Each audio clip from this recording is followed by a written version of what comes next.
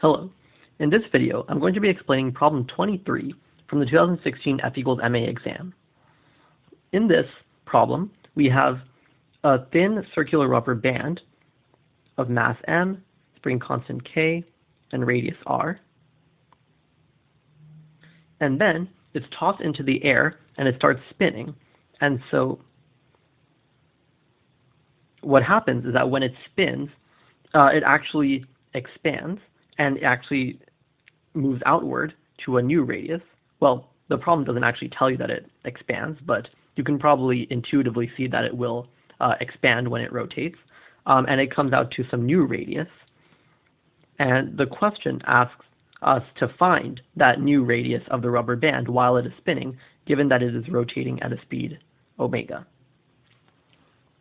So it's perhaps not very clear what one should even do to approach this problem. And so ultimately, the right thing to do is to basically look at a small element of the rubber band and then to see what happens to that small element and what you would need to keep that small element in its right place. The unfortunate thing is that it's tough to think of that if you haven't seen a similar problem before, or perhaps been taught that this is perhaps a good way of looking at this kind of problem.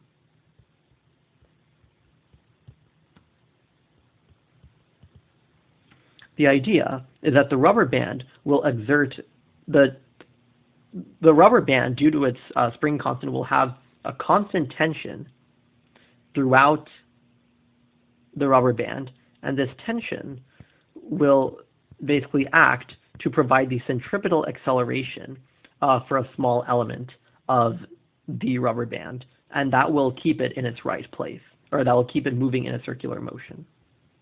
So let's draw our diagrams. We have omega, we have a radius r that we don't know, that's what we're trying to find, and we have this tension T on both sides. And now let's look at a tiny little element, and let's say that this angle is 2 theta. You can probably see already why I'm calling it 2 theta instead of theta.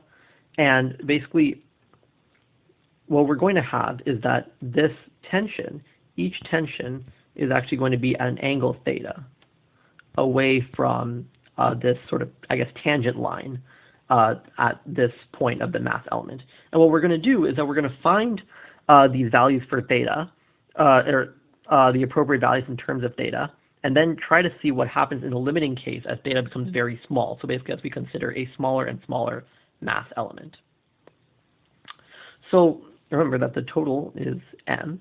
So first, we can ask, what is the mass of this little mass element right here? Well, that will be equal, m will equal the total mass times the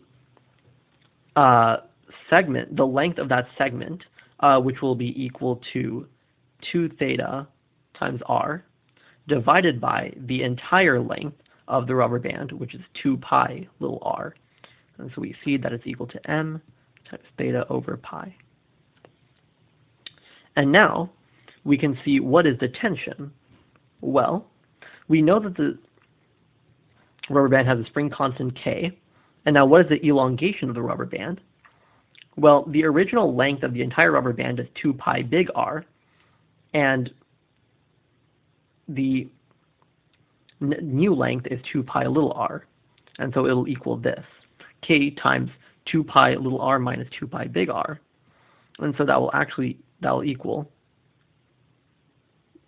2 pi k times little r minus big R. Strictly speaking, we could put absolute values around these just to be extra safe, but we'll ultimately see that that is not necessary. So now, what we can do is that we can calculate the total centripetal force. So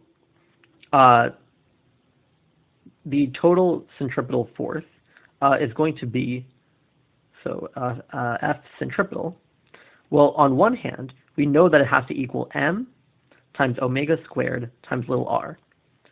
On the other hand, we know that it is equal to 2t times sine theta, because only the components of t given by sine theta will actually act in the radial direction. The ones that are given by cosine theta will act in the direction of this sort of tangent line, and those will actually cancel out, so they don't matter. So this is what we have right here. And so now, if we equate these, little m is m times theta over pi, then omega squared times r is equal to 2t sine theta. So we get 4 pi k, little r minus big R, times sine theta. And so now, what we get, we can write r times the quantity m, so m theta omega squared over pi. So we're going to move all the little r terms to one side, that way we can solve for little r, minus 4 pi k sine theta equals negative 4 pi k times big R, times sine theta. And therefore, let's multiply everything by pi. So this pi goes away, this will become pi squared, and this will become pi squared. Then R will equal 4 pi k sine theta R divided by m theta,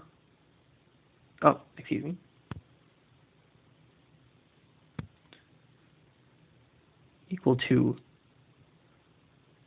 there's a pi squared here, 4 pi squared k sine theta minus m theta omega squared. But remember that really, well, we've sort of implicitly assumed, we haven't actually, remember, we've left our theta in here, but really what we need to do is to take the limit as theta goes to 0, and that's what will ultimately dictate the radius of the circle as we take these smaller and smaller mass elements. And so what we actually end up getting is that sine theta over theta will approach 1. And so if you plug that into these equations and solve for r, then what you can plug that into this equation right here, or you just plug it into our expression for r. And what you ultimately get is that remember, since sine theta and theta approach, the ratio approaches 1, we can discard the sine theta and theta that occurs in each term. So we get 4 pi squared k r over 4 pi squared k minus m omega squared. Now, before we declare victory, one thing that would be wise to do is to do a quick sanity check. So one thing is that if omega equals 0, then little r should equal big R, and we can see that it indeed happens. And the other thing we see is that as omega becomes larger, little r also becomes larger because its denominator becomes smaller. And that also makes sense, that as omega becomes larger and larger, you need more and more centripetal force to hold the elements of the rubber band in place. And if you need more force, then you also need more elongation. And so r will also have to grow larger. And so now let's look back at our options. And so we need 4 pi squared kr divided by 4 pi squared k minus m omega squared. And that is our answer. One thing that's interesting to note is that you can actually see that some of these, that option E actually violates this, that even when omega is equal to when omega is equal to 0, little r is somehow equal to 2r instead of equal to r. So it's interesting to note, and just a reminder that you should be careful that it's always good to apply sanity checks, and even if you didn't know this problem at all, that you might at least take a quick look at the options before you make your guess, and probably not spend too much time, but at least see that little r should equal big R when omega equals 0, and at least guess out of A, B, C, D, and not out of E. So anyway, that's how you do this problem. Actually, when I took this test back in 2016, I was not able to do this problem. And actually, I would argue that this was one of the 2 hardest problems on this test. So you definitely should not feel bad if you did not get this one. But now you know how to do it.